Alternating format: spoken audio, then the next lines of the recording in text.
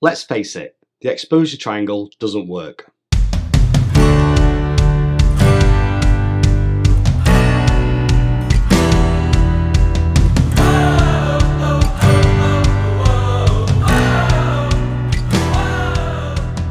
Hi, my name is Rich Dyson from Edinburgh Photography Workshop, and this is Copy Break Photography. My most popular workshop is the Switch to Manual session. It's aimed at beginners or those stuck on the automatic settings who want to take more control of their picture taking. Quite a few times I'm told by attendees that they've read books and watched videos and it just doesn't make sense. In many cases, they've told me that they've heard of the exposure triangle, but it doesn't work when they try to change the settings on their camera. And it's not surprising because I've never thought that the exposure triangle works to teach good exposure. So what is the exposure triangle? It's thought that Brian Peterson devised the concept of the exposure triangle in his book Understanding Exposure. He identifies, as is true, the three elements which make up exposure. They're the three sides of the triangle: aperture, shutter speed and ISO. Each line on the triangle shows that these three things can be changed between higher and lower values, and that's also true. The exposure triangle then summarises the effects of each of these things, and again, it's all true. The reason the exposure triangle doesn't work is because it misses one key aspect of exposure. And that's why I never teach the exposure triangle on my Switch to Manual workshop. Instead, I use a different concept which I think helps to visualise the exposure triangle in a way my clients have told me makes far more sense. When we take a photograph on a digital camera, we're trying to balance the amount of light that comes in through the lens and ends up on the sensor. As the exposure triangle states, three things will impact how much light is recorded on the sensor. And the way I think about this is that they work like a very basic seesaw. When manually exposing a photograph, we're trying, in most cases, to balance the seesaw. Just like a seesaw, we have two weights on either side. I'll call one of these weights aperture and the other shutter speed. And we can adjust the weight or amount of light by changing the settings to either add or take away light to try and get the seesaw to balance. However, sometimes because of what we are doing creatively, it isn't possible to balance the seesaw by adjusting these two weights on either side. So the other thing we can do is move the point where the seesaw pivots, which will also allow us to balance the seesaw. Let's call the pivot point the ISO. So let's examine each of the three parts of the seesaw to see how they work individually. We'll start with the aperture. The aperture is the size of the hole in the lens that allows light in.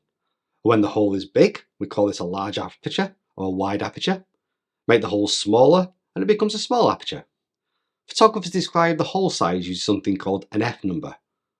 When I was at school, I hated physics. In fact, I told my physics teacher on my last day that it had been a waste of time learning physics and I would never use it again. How wrong I was. It's physics that gives the F number naming to apertures. However, I still think physics people are a bit odd. I'm sorry if you are one of them, but to prove it, when the hole is big, the F number is small. And as we make the hole smaller, the F number gets bigger. For the physics boffins, this is the equation that makes it happen. And if you want to know more, head to Wikipedia and type F number in the search bar. Those 4,760 words will clear everything up for you. For the rest of us non-physics people, you don't need to know why it happens. Just remember, big hole, small number, small hole, big number. The thing that is worth understanding is the numbers the camera displays as you toggle through the aperture values. As you can see, they aren't changing in what seems to be a logical order. There are decimals, whole numbers, and the gap between each number feels quite irregular. You can blame physics for that. You can also see that I've coloured every third number in green. Some lenses may even have these green numbers printed on the side of the lens, and photographers refer to the gap between these numbers as a stop. So what does a stop actually mean? Well, if I start with an aperture of f5.6 and then change it to f8, the hole size will shrink as the number increases. However, the hole at f8 is half the size of the hole at f5.6. If we go three numbers down the way from f5.6 to f4, the hole size will double and we'll have twice as much light coming in through the aperture. And it isn't just the green numbers that cause the light to half and double, it's the gap of three numbers. So if I start at f5 and move to set f7.1, The gap is also 3 numbers, and the light will halve if I move it to the right, or double if I move to the left. So, fairly obviously, if I make the hole bigger, we're going to get more light coming in. Make the hole smaller, and there'll be less light. Every one of the 3 things that change the amount of light being recorded in the sensor affects the picture, and the effect of changing the aperture changes the depth of field, or DOF. So let's use this setup to show how the depth of field changes when we change the aperture. These 2 photographs show 2 different depth of fields. They both have the same amount of light hitting the centre because the table looks the same and the glass at the front looks the same, but they're 2 very different pictures. The one on the left is what we call a shallow or a small depth of field. The definition of the depth of field is the area around the focus point that is acceptably sharp. And in this shot, the focus point is at the front lip of the front glass. The acceptably sharp area is just in front of the glass and just behind it. And the rest of the image then blurs away. We might see this kind of DOF shooting portraits or wildlife. Now, let's look at the second picture. I'm still focusing on the same point, but this time the acceptably sharp area has moved toward the camera and away from the focus point. So we now bring the glass at the back of the image into the acceptably sharp area. It's worth knowing that the sharp area usually extends from about 1/3 in front of where we're focusing to 2/3 behind our focus point. But we achieve these 2 effects by changing the aperture.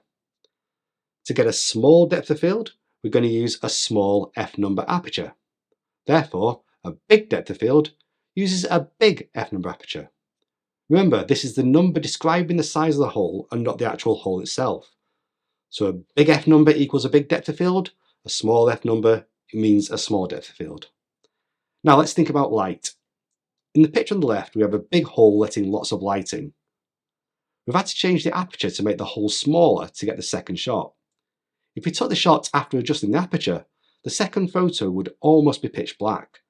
So we have to change something else to rebalance the seesaw. That something else in these photos is the shutter speed. When the hole was big, I used the shutter speed of 1/10 of a second. After making the hole smaller, I increased the shutter speed length to 6 seconds and the seesaw balanced again. So now we come to shutter speed. This one is a lot easier to understand as it's the length of time that the shutter stays open. And this is how a shutter works. We're now in the body of the camera and we have the sensor. In front of the sensor are 2 things, a front curtain and a rear curtain. When you press the shutter button, the front curtain drops down and starts exposing the sensor to whatever light you've allowed to come in through the aperture. Then, as long as you've set the shutter button, the rear curtain drops down and prevents the sensor from being exposed to any more light. Shutter speeds are expressed as either fractions of a second or full seconds. The shutter speed is faster when the number under the 1 is bigger.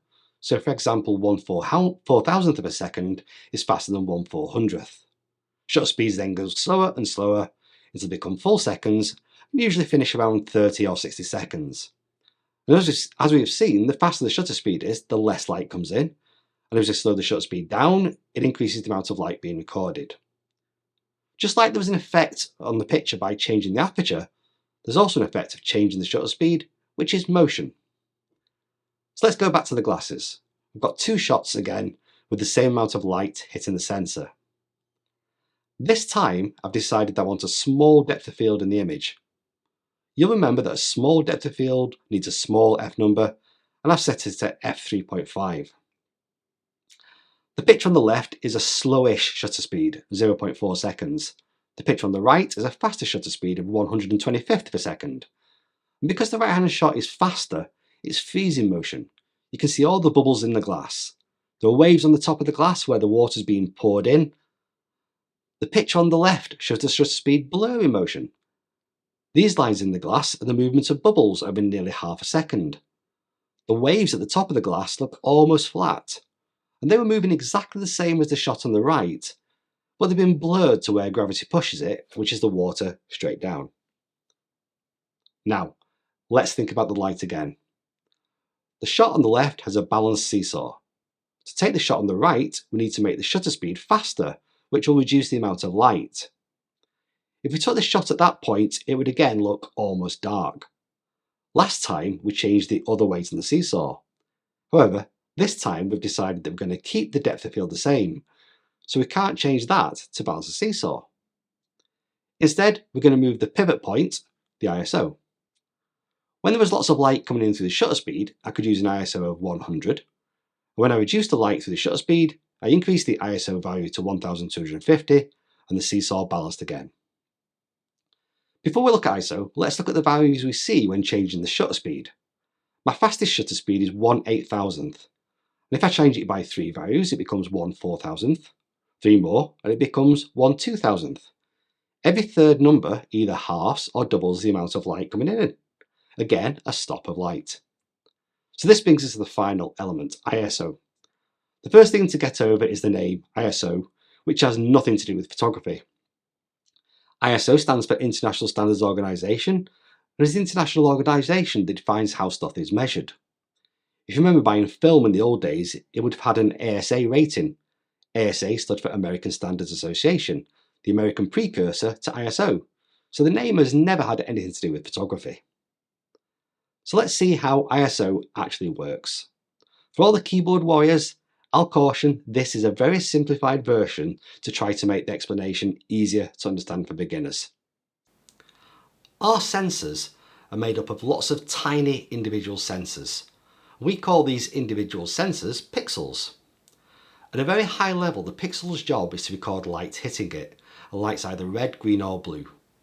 Once the pixel's recorded the light, it sends a message to the processor in the sensor to say how much red, green and blue has been recorded. And it does this through a metal wire by passing an electric current through it. This process goes on every fraction of a second, backwards and forwards. Our cameras have between 15 megapixels and 60 megapixels, depending on the make and model. So in our black boxes that we take pictures with, there are between 15 million and 60 million bits of wire passing current backwards and forwards every fraction of a second. When we put wires close together and pass current through them, it causes interference, which I've displayed here in orange. So let's imagine that in the first photo I took with the aperture of f3.5, shutter speed of 0.4 seconds and ISO 100, one pixel has recorded a value of 85 for red light, 50 for green light and 70 for blue light. We also have a small amount of interference shown here in orange. I'm now going to take the second photo and I'll first change the shutter speed. That will reduce the amount of light, but it will reduce the amount of colour in the same proportion. The shape will stay the same, but the amount will be reduced. The red becomes 25, green becomes 15 and blue 20. And we still have the small amount of orange caused by the wires being close together. When we add ISO, we don't allow any more light to come into the lens. Instead, a process in electronics called gain will be applied. Imagine it like a volume button for the sensor. So if we add the same amount of ISO back in as we took out through, in this case, the shutter speed, the red will go back to 85, the green back to 50 and the blue back to 70. However, as the volume button affects everything equally, the interference will also get amplified. And that is what causes the effect of ISO, which is noise. So when the ISO value is small, there's less noise in the image. And as we increase the ISO, we also add noise. So the obvious next question is, what's noise? Well, here are two photos again, with the same amount of light being recorded on the sensor. I've used a nice middle-of-the-road aperture f11. The shot on the left has an ISO of 100, so it should have less noise.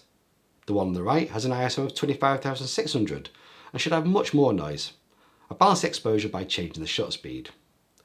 Seeing the noise in these two pictures might be difficult because I'm using a relatively modern camera.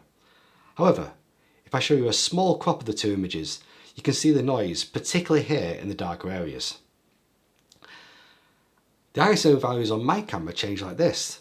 I'll start with an ISO of 100, and if I use the dial to change it by 3 values, it becomes 200. 3 more, and it's 400. Once again, every third number increases or decreases the amount of light added to the sensor by a stop of light. Some cameras, usually entry level, only have ISO values of 100, 200, 400 and so on. So we now know the 3 things that affect the light recorded in the sensor. What we don't yet know, or what the exposure triangle doesn't tell us, is when the seesaw is balanced. And to do that, we need to use a light meter. We used to use a light meter like this, which would take a reading to tell you the aperture to use based on a certain shutter speed and film speed. We generally don't need to use these anymore as they're built into the camera, and light meters all work in a similar way. We have a grid with some positive numbers, some negative numbers, and 0 in the middle. There's an indicator that shows the seesaw is balanced if it's at 0. If the indicator is on the positive side, the camera tells us that too much light is being recorded on the sensor and we need to reduce it. And we now know the 3 ways to do this. We can make the aperture smaller by making the f number bigger, we can make the shutter speed faster, or we can reduce the ISO value. You can see that the light meter has 2 small indicators, then 1 big one.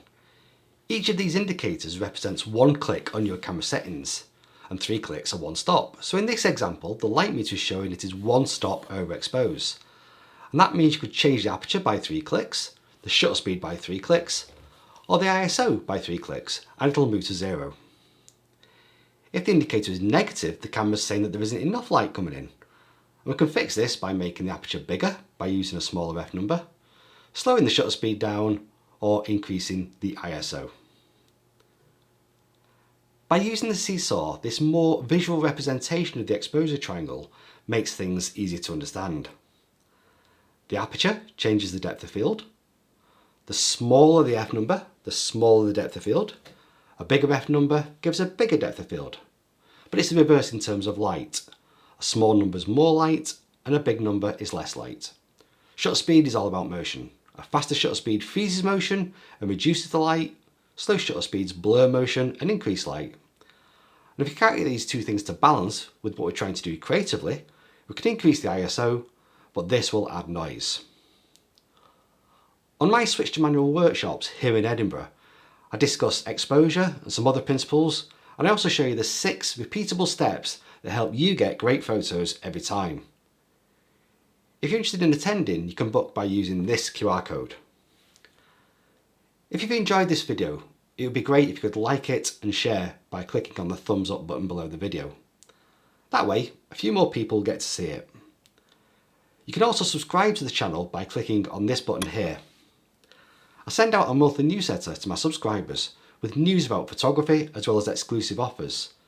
Scan this QR code to sign up. My name is Rich Dyson from Edinburgh Photography Workshop, and this has been Coffee Break Photography. See you next time!